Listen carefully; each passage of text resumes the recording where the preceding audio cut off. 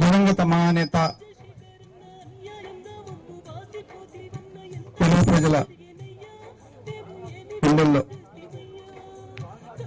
చిరస్థాయిగా నిలిచిన నేత డాక్టర్ వైఎస్ రాజశేఖర రెడ్డి గారి 65వ జన్మదినం సందర్భంగా ఈరోజు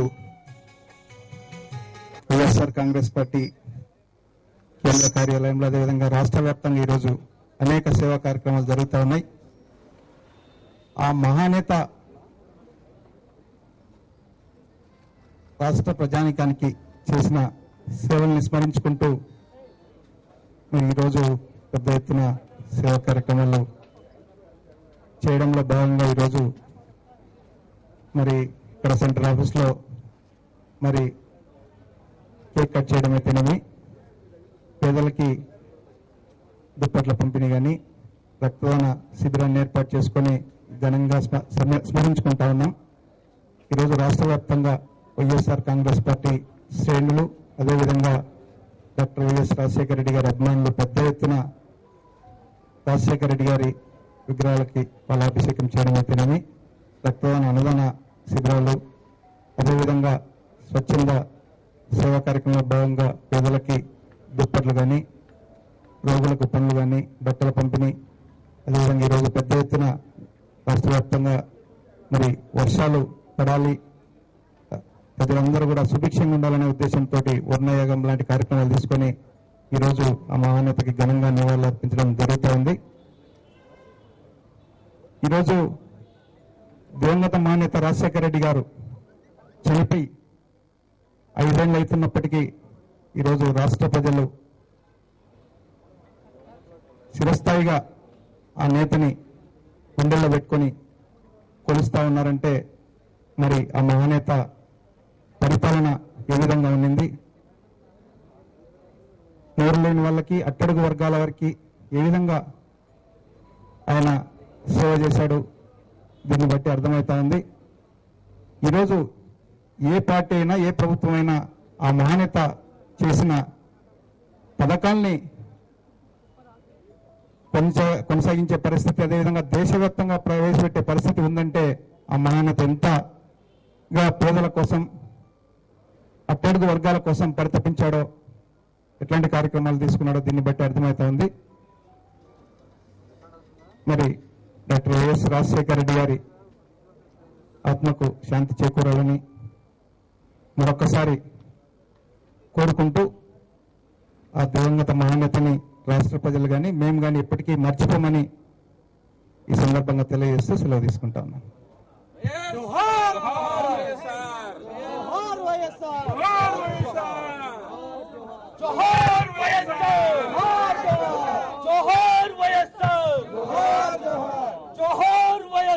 జోహార్ వైఎస్ఆర్, జోహార్ వైఎస్ఆర్, జోహార్ వైఎస్ఆర్, జై జగన్, జై జగన్, వైఎస్ఆర్, వైఎస్ఆర్, వైఎస్ఆర్, జై జగన్, జై జగన్, జై జగన్.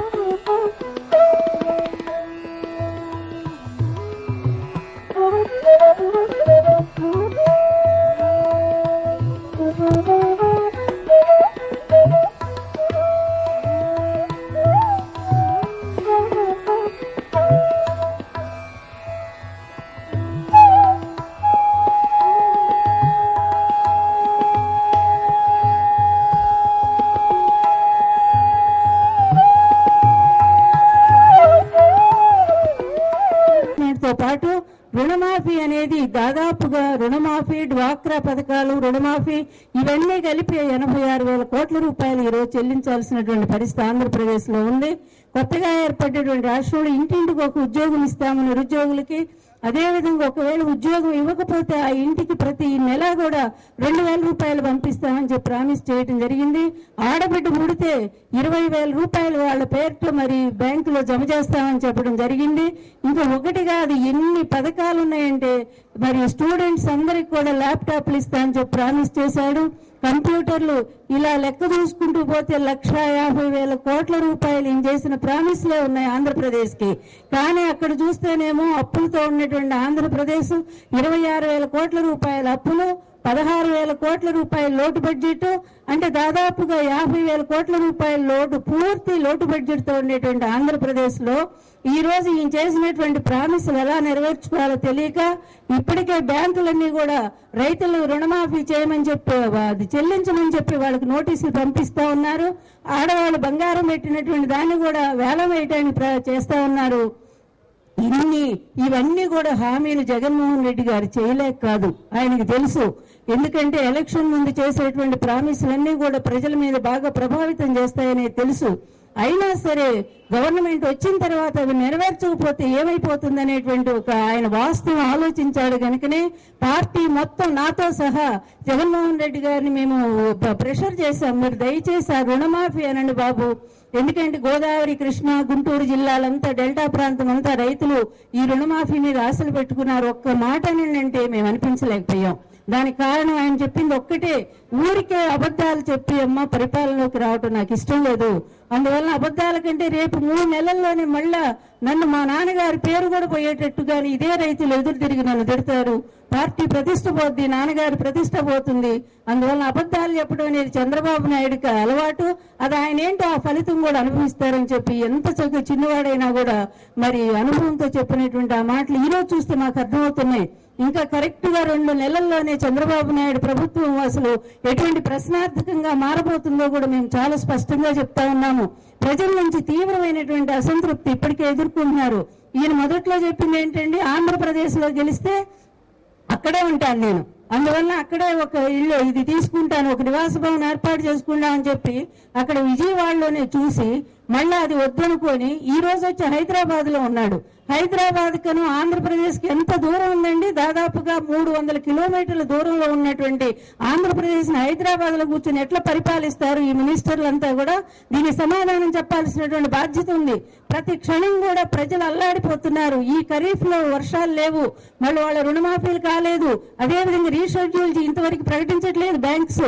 ఇన్ని రకాల ఇబ్బందులు పడుతున్నటువంటి నీకు నమ్మి ఓటేసినటువంటి ఆంధ్ర ప్రజలకి నువ్వు ఏ విధమైనటువంటి న్యాయం చేయకపోతే నువ్వు వచ్చి హైదరాబాద్ లో కూర్చొని మొన్న ఒక భవనాన్ని బాగు చేయిస్తావు, అదేమో 5 కోట్లు ఖర్చు, మళ్ళీ వాస్తు బాగాలేదంట, మళ్ళీ 10 కోట్లు పెట్టి ఇంకో బిల్డింగ్ బాగు చేయించుకుంటావు. ఇలా ఈ 5 సంవత్సరాలు ఈయన గెలిచిన దగ్గర నుంచి 20 రోజుల దాకా ప్రమాణ స్వీకారం లేదు, అది కూడా ఎక్కడో చేస్తాడు. ఆ తర్వాత దాని మీద ఫైల్ మీద సంతకం పెట్టడు, దాని బదులు ఏంటంటే ఒక కమిటీకి వేస్తున్నామని చెప్పి సంతకం పెడతాడు. మిగిలినటువంటి ఇచ్చిన హామీలన్నీ కూడా ఎటుపోయినా అర్థం కావట్లేదు. ఈ విధంగా తాత్సారం చేసుకుంటూ ఒక బాధ్యత కలిగిన ఒక ముఖ్యమంత్రిగా అతను వ్యవహరించడం లేదు. ఈ విషయంలో ప్రజలే అతనికి ప్రతిపక్షంగా వ్యవహరిస్తారనేది మేము చాలా స్పష్టంగా చెప్తున్నాం. మేము ఓడిపోయి గెలిచాము, అతను గెలిచి ఓడిపోయాడనే మాట వాస్తవం అని చెప్పి తెలియజేస్తా ఉన్నాడు.